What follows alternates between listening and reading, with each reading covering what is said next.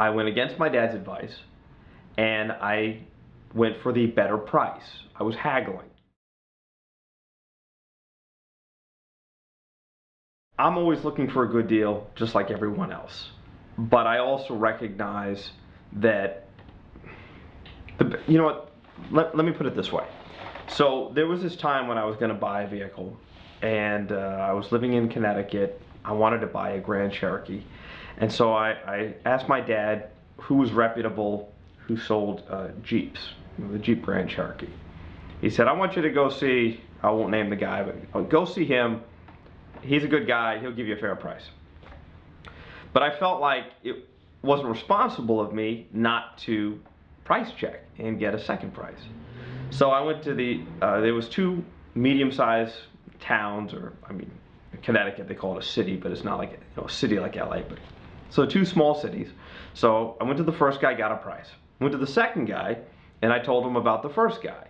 And so he said, well, if I'm going to get your business, I'm going to have to do significantly better than him.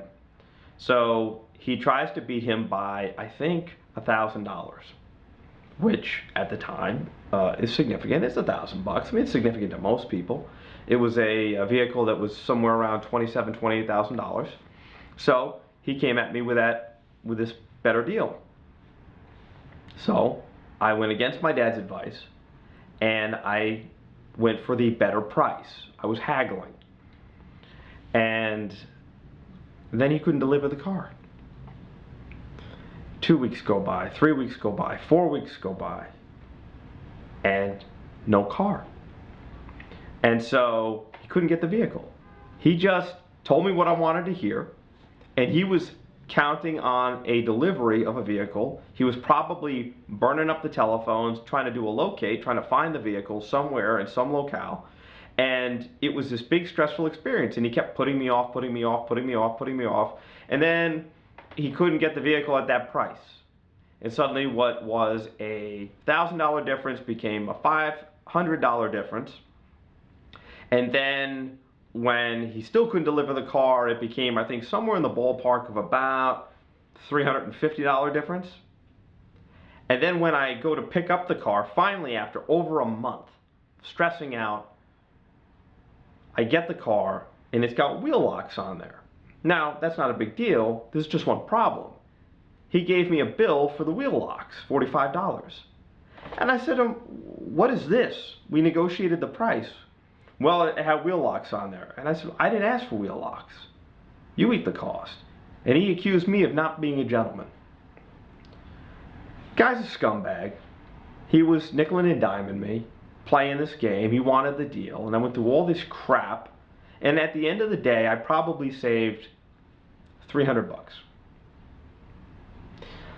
The lesson there is that sometimes it's okay to spend a little more to have the job done right and work with an honest person.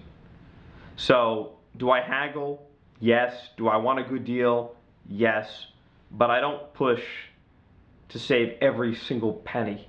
And the reason why is often it creates a stressful buying experience. You create bad blood. It just takes the fun out of it. It takes the enjoyment out of it. If you're gonna slice people apart that much, maybe you shouldn't buy it in the first place. You know, and so just gotta know when you're getting a good deal and feel good about it. Doesn't mean maybe you don't get the best deal, penny for penny, but you'll win in the long run and you'll develop a good relationship. And there's not enough of that.